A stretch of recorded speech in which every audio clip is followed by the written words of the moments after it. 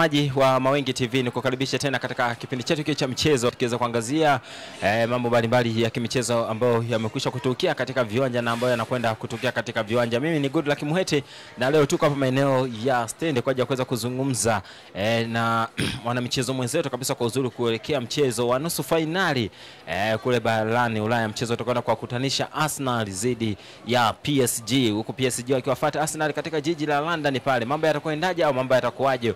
Huko tayari coach wa PSG amekwambia kabisa kwamba hana pressure yoyote ile, pamoja na mipira ambayo Arsenal wameonekana sasa hivi kuibuka videdea, kwa maana mipira ya kona pamoja na mipira ya adhabu kwa maana ya foul. Arsenal wameonekana kwa wakifanya vizuri, na tuko hapa na mwana michezo mwenzangu hapa kwa ajili ya kuweza kuzungumza kwa kina zaidi kuelekea mchezo huu. Bwana kiongozi, mambo vipi? Safi kabisa. Kwema. Issues zinakwenda vizuri. Tunashukuru Mungu. Bwana England mambo yanazidi kunoga bwana. Arsenal anaonekana kuwa tishio. Ni tishio, tena tishio sio kitoto, tishio kubwa sana.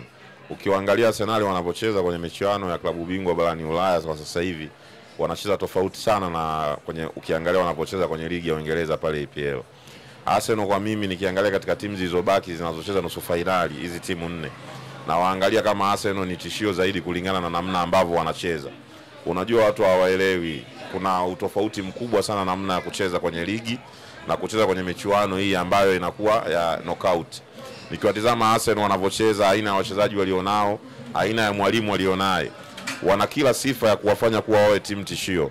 Ukiwaangalia Arsenal sasa hivi barani Ulaya, nafikiri kama sio duniani, ndio timu tishio zaidi kwa kucheza kwa kutumia set pieces. Wanatumia set pieces vizuri nafikiri kuliko timu aina yoyote ile duniani kwa sasa. Na nimemsikia Luis Enrique akisema kwamba hana wasiwasi na mipira iliyokufa, wataikabili Arsenal kama walivyoweza kuikabili Liverpool. Na akisema kwake yeye anaona kwamba hata Liverpool ilikuwa ni timu bora kwenye set pieces huenda kuliko Arsenal. Mimi nafikiri ni kama kateleza, hafuatilii na atazami Liverpool jinsi wanapocheza ukiwatizama, na ndio maana wameweza kuwatoa wao kwenye nusu finali. Bado wana shida kwenye michuano ya kucheza knockout, wameshindwa kujipanga vizuri. Ukiwatizama Arsenal, mimi naweza kusema ni mfano bora kwa timu za Uingereza na watu wenye ubora mkubwa kwenye kucheza katika hizi hatua za mtoano. Hii inatokana na nini? Hii inatokana na aina ya benchi la ufundi walilonalo. Hata hiyo mipira unayosema ya set pieces, jinsi wanavyoweza kuitumia, ukiwaangalia wanakuonesha jinsi gani Arsenal walikuwa wamejipanga na mapema. Wakati wanajiandaa na ligi pamoja na michuano mbalimbali, nafikiri walijiandaa na michuano ya mabingwa barani Ulaya. Wanacheza vizuri, unaoangalia wanacheza kwa malengo. Watu wanafikiri Arsenal waliwatoa Real Madrid kwa bahati mbaya, na watu wanaamini kwamba Real Madrid hawana timu nzuri. Sio kweli. Real Madrid, na ndio maana unaona wamekuwa hatari sana kwenye michuano ya mabingwa barani Ulaya. Kwa nini? Wanajua sana namna ya kucheza michuano ile. Michuano ile ina namna yake ukitaka kuicheza.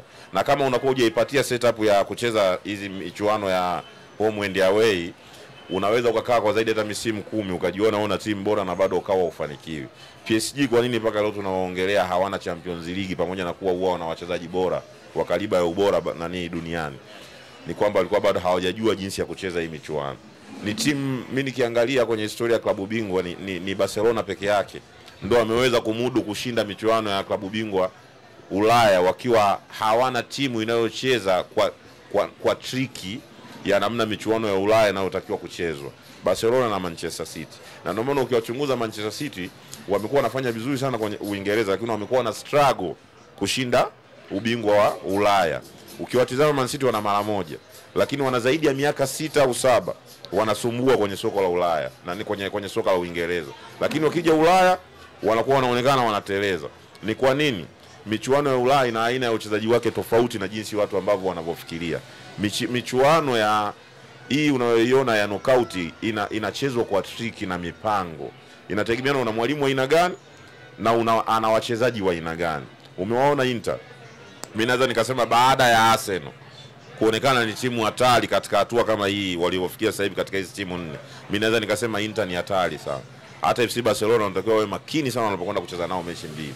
Juzi Inter wametolewa kwenye nusu finali ya kombe la Italy, lakini nakwambia haya maneno unaweza kuja kuyakumbuka. Sisemi kwamba Barcelona anakwenda kutoka, lakini ni mechi ambayo itakuwa ngumu sana kwa Barcelona. Wanatakiwa watulie sana ili kuweza kuwakabili Inter, kwa sababu wanaonekana wana uwezo mkubwa wa kucheza hizo mechi za knockout. Na nafikiri hata wao wamekwenda kutoka kwenye nusu finali ya kombe la Italy, huenda ni kwa sababu ya kumakinika zaidi na mchezo dhidi ya Barcelona hii miwili. Na ndio maana narudi pale pale, Luis Enrique akubali akatae. Kama anakwenda kuitoa timu kama Arsenal kwenye stage hii ya nusu finali na ubora walionao na namna jinsi wanavyocheza kwenye michuano hii ya knockout, basi moja kwa moja amini kwamba wanaweza kwenda kushinda hata ubingwa wa Ulaya. Kwa maana ya PSG. Ndio maana yake ninachokimaanisha. Yaani ninachomaanisha kwamba hakuna mtihani mkubwa kwa Luis Enrique kama huu wanaokwenda kukutana na Arsenal ya Mikel Arteta. Kwa nini nasema hivyo? Mimi naamini sumu kubwa ya wachezaji wa kisasa, sumu kubwa ya wachezaji wa kileo, sumu kubwa ya wachezaji ambao wana vipaji maalum ni hawa makocha unaowaona wa kisasa wanaokuja kucheza na mifumo, wanakuja kucheza na mifumo mbalimbali ya kuwazuia. Namna gani watazuia zaidi kulikoni jinsi wanaposhambulia. Kwa nini Arsenal mimi naamini wanakwenda kufanikiwa zaidi ya Luis Enrique? Arsenal wana setup nzuri wanapokuwa hawana mpira. Namna gani tunamzuia mpinzani wakati tukisubiri nafasi zitajitokeza kwenda kuzitumia. Arsenal sio wazuri sana kwenye kumalizia nafasi vizuri, lakini kwa setup walionayo wanapokuwa hawana mpira, jinsi wanavyocheza, na muona Luis Enrique anakwenda kuingia matatizoni sana. Na mechi ambayo natakiwa Luis Enrique awe nayo makini ni mechi ya Emirates. Ile mechi asipokuwa makini ndio inakwenda kumaliza mchezo dhidi ya Arsenal. Kama hatakuwa makini, hatocheza kwa tahadhari, na maanisha akienda kufungwa Emirates kwa idadi yoyote ya magoli, nielewe vizuri, hata kama atafungwa moja bila, 2-1, 3-2, na muona Luis Enrique anakwenda kutoka. Kumbuka kwamba Ulaya wameshatoa goli la ugenini. Hawana goli la ugenini. Hesabu tu, ukishinda 2-1 kwako, ukaenda ukafungwa moja bila, ukashinda ukashinda moja bila kwako, wanahesabu 2-2. Kwa hiyo unawaona Arsenal. Kwa nini nasema kama Mikel Arteta atafanikiwa kupata ushindi wowote ndani ya Emirates, anakwenda kumtoa PSG, atakuwa amemrahisishia kazi zaidi. Maana yake mechi ya marudiano pale Paris, Mikel Arteta atakuwa na utulivu wa hali ya juu kwenye kuzuia, huku akiendelea kumsubiri. Kwa nini Real Madrid mechi iliisha pale pale Emirates Stadium London? Ushindi wa magoli 3 ulikuwa mkubwa sana kwa timu ambayo ina uwezo wa kucheza kwa uwezo mkubwa inapokuwa haina mpira. Walikuwa na mtaji mkubwa na wa kutosha. Arsenal mapungufu yake makubwa kwenye kuscore. Hawana namba 9 mzuri ambaye anaweza akamalizia kazi nzuri zinazofanywa na viungo wake. Lakini unapowapa uongozi wa magoli 2-1, 3-2 wanapokuja kwako, maana yake unawafanya hata wale mastreka wao wanaowachezesha ambao wanakuwa mara nyingi ni maforce number 9, aidha wao wamempanga Mikel Merino au Leandro Trossard, bado watakuwa hawana pressure kubwa, maana yake wana uwezo wa kutulia, kwa sababu timu itakuwa inacheza kwa uangalizi mkubwa kwenye kuzuia, na wao ndipo watapokuwa wanapunguziwa pressure namna gani ya kumalizia ile mipira kambani. Kwa hiyo utajikuta kwamba hata mechi inayocheza kwako wale wanakuwa na utulivu na wanaweza wakazitumia nafasi, na ukashangaa mbona hii timu inaonekana ina matatizo katika mtu wa mwisho kwenye kuscore, lakini bado wameweza kuscore ugenini. Wanapokufunga kwao, maana yake wanawapa nafasi hata wale wanaowachezesha kwenye role ya force number 9 kwenda kutulia mechi ya marudiano. Ukirudi sasa kwa namna kauli aliyoweza kuizungumza coach mwenyewe wa PSG kwamba ukiangalia set pieces kwake kwamba haina pressure, je, labda pengine amezijipanga zaidi kuweza kuhakikisha kwamba safu ya ulinzi haifanyi makosa? Ni kweli kwa staili ukiwatazama staili wanaocheza PSG, sidhani kama wanategemea zaidi safu yao ya ulinzi.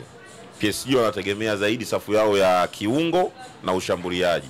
Ukimwangalia bwana Dembele upande wa kushoto wa kiwanja, ukiangalia ina viungo wanaowatumia, unagundua kwamba PSG ni aina ya timu ambayo imetengenezwa na wachezaji wake wameelewana sana, wanashambulia kwa pamoja na kurudi kukaba kwa pamoja. Sio aina ya timu ambayo unaweza kusema inategemea ubora wa safu yao ya ulinzi. Hapana, ni timu ambayo inaamini sana katika kuposesi na kutengeneza nafasi nyingi zaidi kadri iwezekanavyo. Ukiwaangalia PSG wanavyocheza katika mchezo mmoja, wanatengeneza nafasi nyingi na wanatumia chache. Wana tatizo hilo. Labda wanapokuwa kwenye ligi ya Ufaransa ndio wanapata nafasi ya kufunga magoli mengi kidogo. Wanapocheza kwenye michuano na wagundua kama wanatengeneza nafasi nyingi na hawazitumii vizuri. Kwa hiyo kama unakwenda kucheza dhidi ya Arsenal ambao kwanza hawakupi hiyo nafasi ya wewe kutengeneza nafasi nyingi, alafu bado ukao unashindwa kuzitumia vizuri zile nafasi, basi kama ukijua ni lazima watakuletea shida. Arsenal ukiangalia kushoto mwao kwa kiwanja, kwenye fullback wao kushoto kuna yule Miles Miles Skellis namba 3 anacheza. Ni mzuri sana. Bado damu changa, umri wake mdogo. Ile ups and down anazimudu. Ana uwezo wa kutembea, ana uwezo wa kupiga 1-2, ana uwezo wa kurudi kuja kukava kwenye nafasi yake. Upande wao wa kulia wana bwana mdogo mwingine, Kurian Timber. Ana nguvu, ana kasi, ana mbinu zote za kuzuia na uwezo mkubwa wa kushambulia. Katikati ya kiwanja wana mtu anaitwa Declan Rice. Ana uwezo mkubwa wa kuchezesha timu, iwe kwa mipira mirefu au pasi za kupasiana. Na anapovuka eneo lake la shimo namba 6 akisogea juu, anabadilika. Kwa sababu ana sifa za kuwa namba 6 au namba 8 mpaka namba 10. Ila kwa mapungufu ya Arsenal walionayo kwenye namba za juu, wanalazimika kumtumia yeye kama kiungo namba 6. Na naamini hata hii mechi inayokwenda kucheza yeye ndo atakayekuwa namba 6 kwa sababu Thomas Partey hatakuwepo. Ana kadi za njano nafikiri 3 zitakazomfanya kukosa mchezo huo wa Jumanne. Maana yake kwenye shimo la namba 6 Arsenal wanakwenda kumtumia Declan Rice. Juu wanaweza wakamtoa kwenye force number 9 Mikel Merino, wakamsogeza kwenye kiungo kuongeza idadi ya viungo. Maana yake watakuwa na viungo watatu. Watakuwa na Declan Rice, watakuwa na Mikel Merino, watakuwa na Martin Odegaard. Wakati force number 9 namuona kabisa anakwenda kuanza Leandro Trossard. Naye ana sifa ya kuwa kiungo vile vile. Sio unanielewa, kwa sababu watakuwa na faida ya kuwa na wachezaji wepesi kulia na kushoto kwenye flanks zao. Wana Bukayo Saka ambaye hategemei sana kasi ya miguu yake. Anategemea sana akili yake ya mpira, jinsi ya kuweza kucheza na kuleta madhara kwenye lango la timu pinzani. Ana uwezo mkubwa wa kumalizia kazi nzuri yeye mwenyewe. Ana uwezo wa kutengeneza nafasi. Kuna mtu anaitwa Gabriel Martinelli, ana kasi, anatembea. Kwa nikiwatazama PSG jinsi walivyo na mfumo wanaocheza, wanahitaji umakini mkubwa sana. Usisahau kwamba PSG walikwenda Emirates kwenye hatua ya mzunguruko wa kwanza. Walikwenda nafikiri Bukayo Saka hakuwepo. Walicheza na winga ya Gabriel Martinelli na Leandro Trossard. Namba 9 kipindi hicho alikuwa Kai Havertz hajaumia, ndo alicheza namba 9 pale, force number 9. Bado waliweza kuzulika, walifungwa pale Emirates goli 2-0. Wanakwenda kukutana na Arsenal ambaye Bukayo Saka kasharudi na kaishacheza game zaidi ya 3-4. Naweza nikasema yuko kwenye 80% au 90% ya uwezo wake. Wanakwenda kukutana na mtu kama Gabriel Martinelli, anategemea kasi yake zaidi. Ligi ya Ufaransa ni ligi ambayo ina udhaifu bado. Wapinzani wa ligi ya Ufaransa hawakuulizi maswali ambayo unaweza kwenda kuulizwa na winga kama Gabriel Martinelli.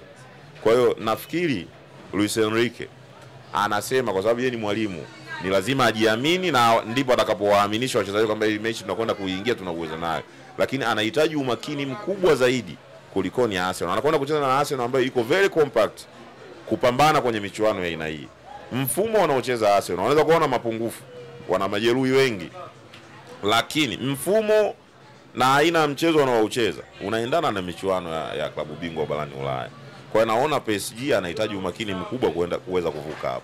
Sawa, turudi kwa takwimu za nyuma zinavyoonyesha, japo nakwambia rekodi zipo ili ziweze kuvunjwa. Rekodi ukiangalia zinavyoonyesha PSG na Arsenal walichowahi kukutana, lakini kama mara 2 hivi wakatoshana nguvu kwa maana ya sare. Sasa hivi wanaenda kukutana tena. Pengine Arsenal wataenda kuweka ile rekodi ambayo aliweza kuiweka kwa Real Madrid, kama Madrid ameonekana mara nyingi kupindua meza lakini akashindwa kupindua meza kwa Arsenal. Mimi binafsi yangu huwa siangalii sana historia huwa haichezi, ndio ninachoamini hicho. Mimi huwa ninachoamini ni mfumo na jinsi timu inavyotengenezwa. Na ndio maana ukijaribu kuangalia hapa kwa miaka ya nyuma hivi karibuni, Arsenal wanakuwa na muda mrefu wamepotea Champions League. Lakini baada ya kumkabidhi timu Mikel Arteta, wakatengeneza mazingira mazuri ya viongozi wake wa juu wanaomsimamia, mkurugenzi wa ufundi pamoja na viongozi wengine, Arsenal wameweza kuja na kuonekana kupiki.